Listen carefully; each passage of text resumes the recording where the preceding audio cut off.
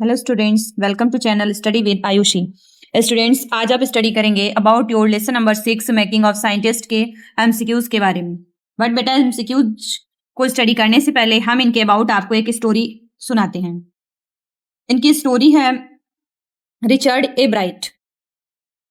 Before video में आपने इसकी समरी को स्टडी किया होगा और आपने इसको जाना होगा कि कौन थे Richard E bright. Richard E bright का तितलियों को इकट्ठा करना, उनको करने में इनको जिज्ञासु बच्चे से लेकर एक प्रख्यात वैज्ञानिक बनने तक का सफर हमें 3 महत्वपूर्ण सबक सिखाता है। पहला तो है आपका अटूट जिज्ञासा। किसी भी व्यक्ति के अंदर जब किसी भी चीज को सीखने की ज्यादा जिज्ञासा होती है तो वह सीख जाता है। फिर क्या है कि असफलता से सीखना। एक बार अगर आप असफल हुए हैं तो रिचर्ड ई ब्राइट ने बताया है कि हमें फिर से प्रयास करना चाहिए और हम फिर सफलता प्राप्त कर सकते हैं। और एक सहयोगी परिवार की शक्ति। और क्या है कि अगर परिवार आपका साथ दे रहा है तो किसी भी असफलता से आप सफलता पा सकते हैं और जिज्ञासा आपकी बढ़ सकती है। उसका जीवन दर्शाता है कि महान खोजें सरल प्रश्नों से शुरू होती हैं। इनके बचपन की जिज्ञासा क्या थी कि उन्होंने बचपन से ही चट्टाने, जीवाश्म और सिक्के इकट्ठा करना शुरू किया था। उन्होंने दूसरी कक्षा से ही अपने गृह नगर के आसपास पाई जाने वाली तितलियों की सभी 25 प्रजातियों को पकड़ लिया था। कितनी प्रजातियां पकड़ी थी? 25। उन्हें अपनी मां से the troubles of monarch x नामक पुस्तक मिली, जिसने उनके लिए विज्ञान की दुनिया के द्वार खोल दिए। फिर क्या था कि असफलता से सीखना उन्होंने बताया है। उन्होंने असफलता से कैसे सीखा?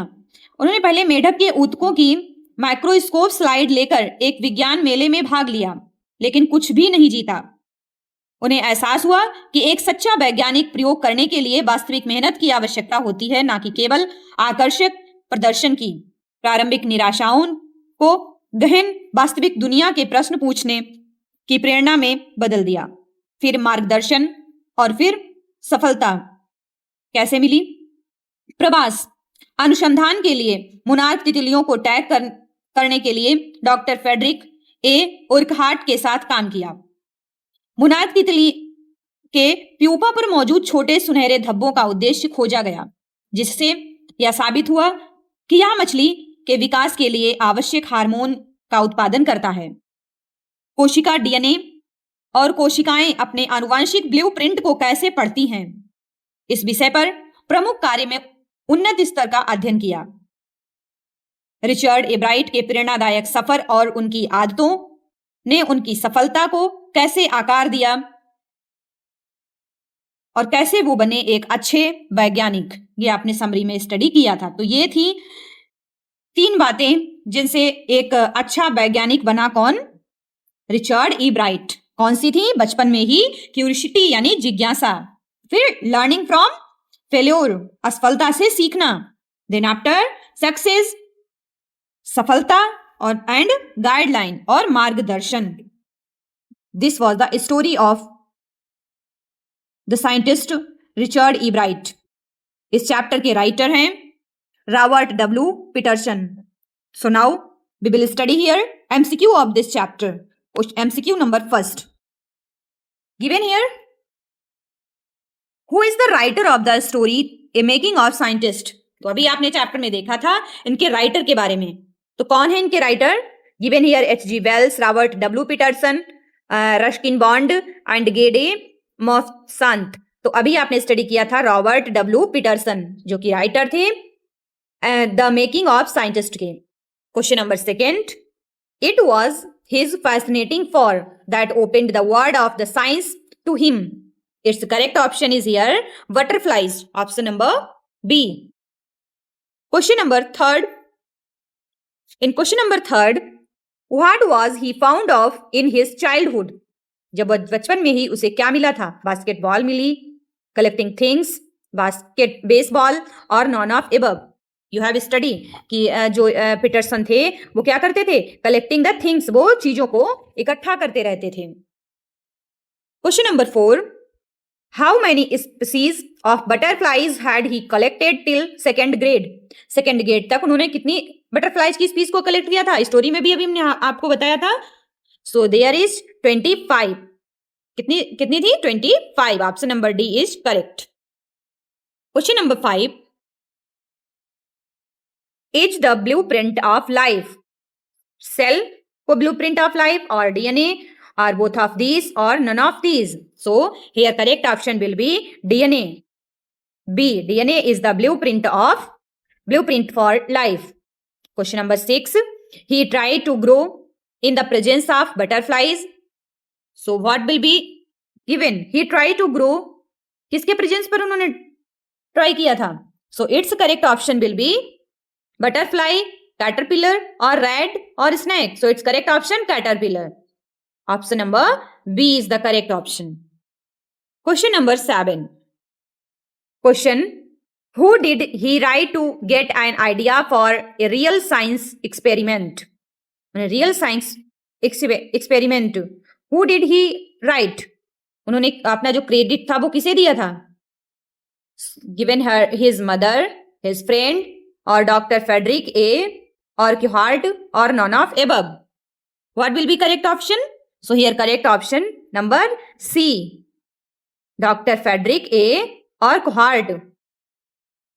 Question number 8. He was an, वो कौन थे? He was an debater or scientist or photographer or all of these. So their correct option will be all of these. Okay, this is the correct option. He was a debater, he was a scientist, he was a photographer. No, so what correct answer will be? Option number B, scientist. वो बहुत एक अच्छे scientist थे. So your correct option will be B. Now question number 9. In this question asking is the blueprint of life. तो अभी आपने story में देखा था कि ब्लूप्रिंट किसे बोला गया? ऑक्सीजन को, डीएनए को, सेल को या ऑल ऑफ दीज को? Here correct option will be B, DNA. DNA को blueprint of life बोला जाता है. Okay? Question number 10. What ground breaking research did E. Bright do? Research ने कौन सा रिसर्च किया था? Working of body, working of DNA, working of heart or none of these? So its correct option will be option number B. Okay? E. Bright worked on the DNA. Okay, so he did the work of DNA. It is the correct option. Okay, students, now you will see here true and false. ये study करना आपके लिए इसलिए important हो जाता है कि options में भी आपको ध्यान रखना होगा कि ये किस तरीके से हमें स्टडी करना है. Number first given here, E. Bright collected butterflies with the name determination that has remarked all his activities. तो यहाँ पे ये ऑप्शन जो है ट्रू है या फॉल्स? तो ये क्या है? ये जो है आपका ट्रू होगा. Okay, this is true. Second given here, DNA is a substances in the nucleus of a cell that control heredity. What is this? This is the true. Okay, this true answer. Now, third given here, at the age of 21, E. Bright presented a new theory of how to cell work. क्या correct होगा यहाँ पे? तो यहाँ पे correct क्या होगा? इन्होंने थ्योरी जो है सेल पे नहीं राइट की थी, तो किस पे की थी? इन्होंने की थी डीएनए पे. इसलिए ये क्या हो जाता है? ये हो जाता है आपका crossed, means wrong. It is false. Okay, fourth में दिया है आपका Richard E Bright never lost his scientist curiosity. तो ऑप्शन क्या होगा? क्यूरियोसिटी लॉस्ट हुई थी उनकी. क्यूरियोसिटी मीन्स क्या होता है? जिज्ञासा. So it's correct option will be true. Okay, इसी तरह मोस्ट इंपॉर्टेंट क्वेश्चंस को जानने के लिए जुड़े रहें हमारे साथ channel study with Ayushi. Thanks.